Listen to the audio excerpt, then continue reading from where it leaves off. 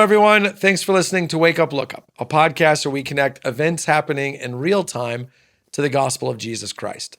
I'm Zach Weihrauch. And in today's episode, we're asking the question, do I need sibling therapy? This is prompted by an article I read this week that was pointing to a new rising trend in therapy circles. And that is of you going to what is in some ways like couples therapy, only instead of with someone you're romantically involved with, you're going with your sibling. It's sibling therapy. And the article was suggesting that overwhelmingly, this is the arena of therapy where people have the greatest need and yet the largest blind spot. That's because 80% of the people in the United States have a sibling. So most of us have someone that we grew up with that we are supposed to be, at least on paper, relationally close to. And even if we're not, we are biologically close to.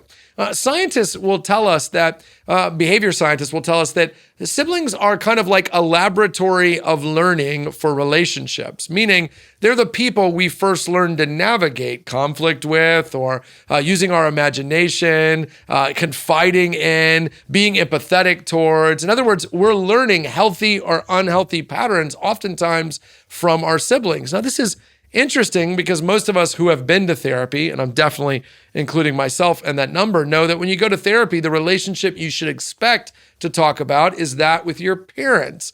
And that's important. Parent-child relationships really do shape who we become as adults, but not exclusively, because siblings actually have a huge impact on us. In fact, they've done studies that suggest that healthy attachment to siblings significantly decreases your likelihood to struggle with depression. Meanwhile, unhealthy attachment to siblings actually significantly increases the likelihood you will deal with depression. That's because we're hardwired to know that our sibling relationships are supposed to be meaningful. And when they're not, we live with that. In fact, one therapist I read in the article said that they're kind of like shadow relationships, that a sibling relationship that is broken kind of hangs over you constantly. You can't shake it even though you think you have, which means that when we step into marriage or friendship or business partnerships, whatever meaningful relationships we do form, whether we realize it or not, the way we form those relationships is often affected by our own relationships with our siblings, which is why the article was suggesting we may want to grab a sibling or two and go to therapy to talk about the struggles we've had, to talk about how we might be missing each other, to talk about a path moving forward. Listen, here I think in particular of Paul's instruction in the book of Romans, chapter 12, verse 18, where he says, as much as it depends on you, live at peace with all people.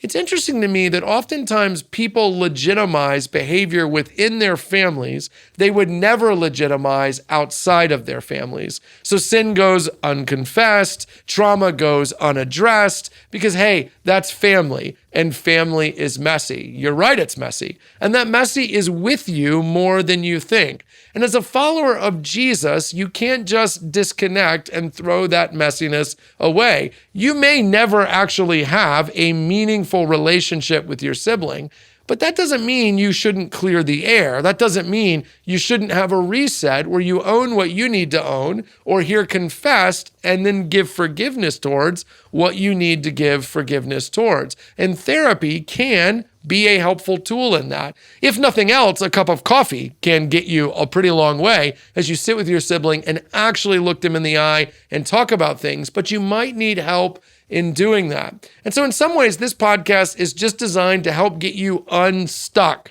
If you're starting to realize that, hey, wait a minute, my negative sibling relationships are affecting me in more ways than I think, and I don't know what to do about it, it's exactly for situations like that that therapy exists. My encouragement is to find a counselor, particularly if you can, a Christian counselor who will bring the word of God to bear on that relationship, help you find peace, help you find resolution. Again, you don't have to have a deep, abiding, meaningful friendship. That'd be awesome, but we're not all going to have that. But in the absence of that, you can and should work towards peace. Hey, thanks so much for watching this video. While you're here, we'd love to ask you to hit subscribe or to like so you get future content. If you listen to the audio version too, make sure you leave a review and a comment. That really helps.